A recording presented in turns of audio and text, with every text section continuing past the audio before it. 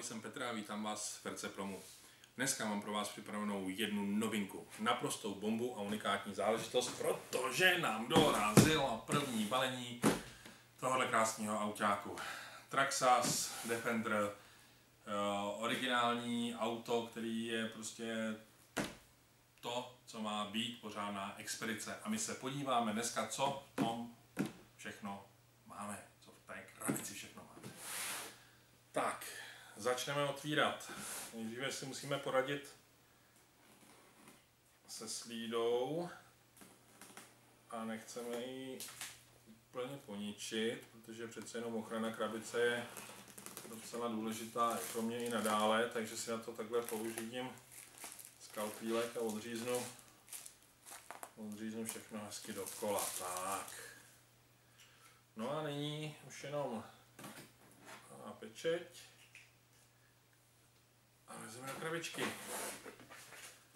Vypadl na mě český návod, pokyny před startem modelu, programovací strom vysílače TQI, takže máme tady všechno samozřejmě v češtině, tak jak je potřeba. Tak.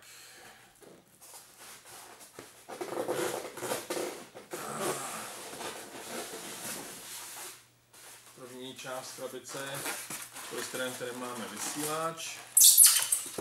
K vysílači se ještě za chvilku vrátíme. Tak. Spávka odložíme. No, už tady na mě výjíždí krásný nový auto.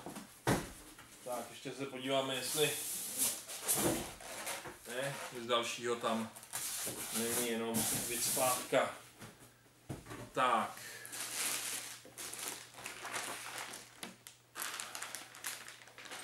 Originální anglický návod s rozkresem, závlačky na karosérii, tohle je variabilní držák na karosérii, nějaké nářadíčko, prostě to, co tam má být, a samozřejmě pár samolepek Traxxas, aby jsme si mohli auto po případě vyzdobit tak, jak chceme, a přiznat jeho výrobce. Pokud nechceme, nemusíme, protože na karosérii nám žádný nápis nehyzdí krásnou kastli. Tak, odděláme sponečky, u Traxxasu jsou vždycky jenom na dvou. Sundáme kastličku, aby jsme mohli sundat udělit celý z ní. Tak.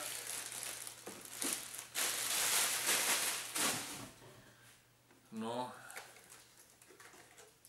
Odložím na chvíli auto. Teda musím říct, že karoserie je velmi pěkně provedená. Je osazená funkčníma blatníkama a plastovými krytama od kol, takové podběhy, které zabraňují, nebo by měly snížit vlastně přenos nečistot na auto.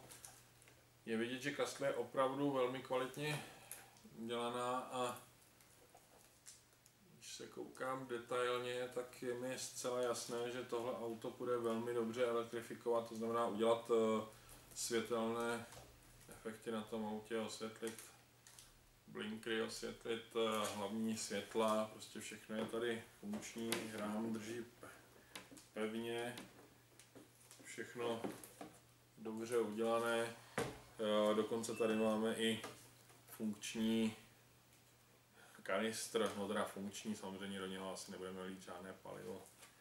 Tak, karosérie vypadá velmi dobře, asi ji trošičku odložím a podíváme se na model.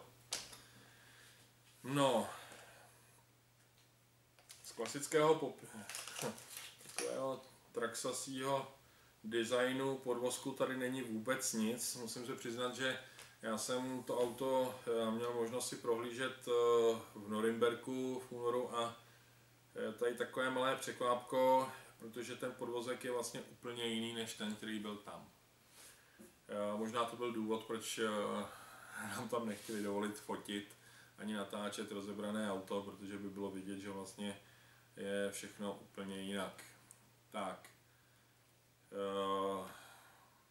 Je vidět, že baterka se ukládá do středu, což znamená, že auto bude velmi dobře vyrovnané, motor je také na středu, umístěný v přední části, což bude podporovat samozřejmě těžiště nebo správně položené těžiště modelu. Já už vím, a trošku jsem se dopředu informoval, jaká je světlost vozu, ta je 80 mm, 8 cm světlost vozu je úplně úžasná. Je to díky portálovým osám nebo portálovým nápravám, kde jsou další převody vlastně ke kolu a tím je posunutý střed otáčení podstatně níže, než když byl v ose nápravy. Auto má zamykání diferenciálů,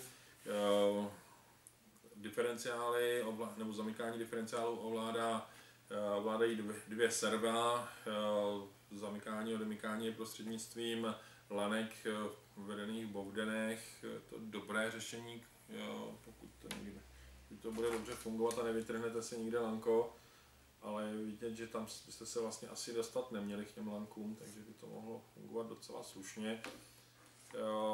Stavba podvozku vypadá bytelná, základní rám je kovový, tlumiče kovové, podle materiálu, když si šáhneme, tak tyčky, spojovačky, všechno kovové. To auto vypadá opravdu bytelně a přitom jsem přesvědčen, že funkčnost toho podvozku bude opravdu skvělá. Při křížení ten podvozek vypadá velmi slušně. Samozřejmě vidíme tady standardní Traxxasí regulátor voděodolný XL5 pro až 3článkovou baterku. Klasicky spínání tlačítkem tak, jak známe, přímo na regulátoru. Je tady další servíčko pro ovládání převodovky, tady dvourychlostní převodovka, zase dálkově řízená. No, řekl bych, že Traxxas pokročil poměrně dál v kvalitě zpracování modelu a vyvinul vlastně novou třídu, pro sebe novou třídu a určitě novou úroveň pro expediční modely, protože to, co tady máme před sebou, je posunutí zase v té technice o kousek dál a myslím, že Traxxas se tady nemá absolutně za co stydět. Vidíme zde inovace i co se týče serva řízení. Je tady celokovové servo označení 2075X. Není tady sice uvedena síla toho serva, ale to si samozřejmě časem určitě zjistíme. Nehledě na to, možná to bude i v manuálu, ten jsem bohužel ještě neměl možnost si prohlédnout. Takže klasicky samozřejmě už nové konektory od Traxxasu, to jsme nemohli očekávat něco jiného.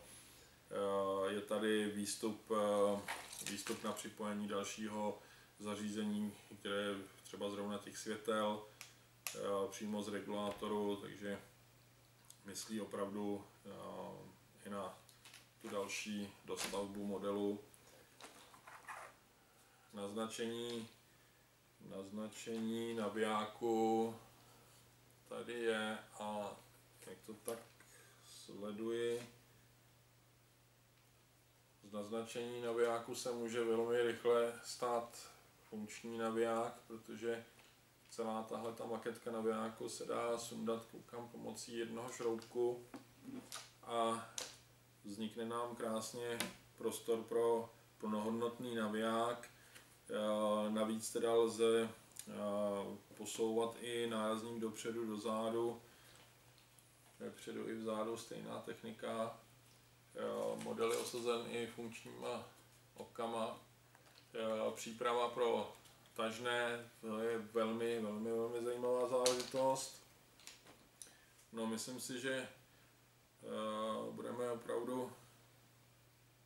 opravdu asi se mít na co těšit. Co se týče vysílače, tak TQI vysílač na 2,4 GHz,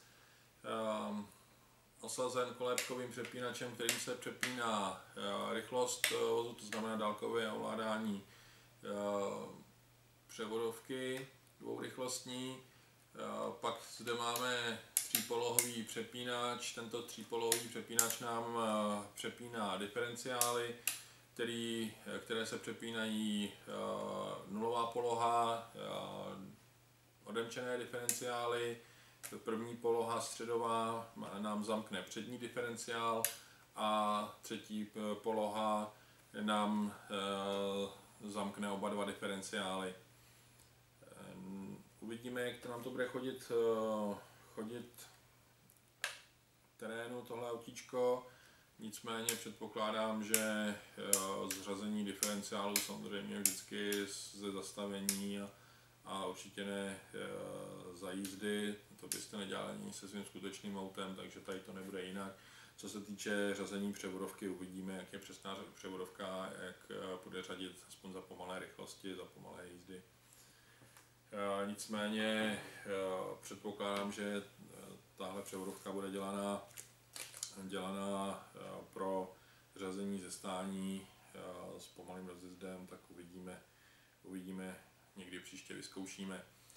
No, pro dnešek je to asi všechno, základní parametry už dneska víte, to auto vypadá opravdu skvěle. Tak, když se trefím, tak posadím zpátky kastli na rám. Teda musím opravdu říct, že zpracování je úžasný. Tady vepředu je karosérie ještě chráněna dalším igelitem před poškrábáním, přece jenom z toho vrchu se vkládají ještě manuály a je tam vlastně ta naražená ta vycpávka pro vysílač, takže mysleli na všechno, aby nedošlo k nějakému poškrábání karosérie a ten lak na té karosérie je úžasný. To krásná, v tomhle případě vínová metalíza, dělá se ještě v šedé metalíze. Jsem zvědavý, jestli bude možno dokoupit i průhlednou čirou karosérii, určitě to časem půjde. No, pro dnešek všechno.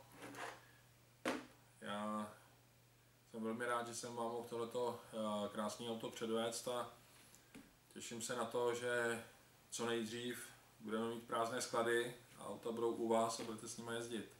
Takže sledujte nás a těšte se na další představení. Ahoj, loučí se Petr, Srdce Proma.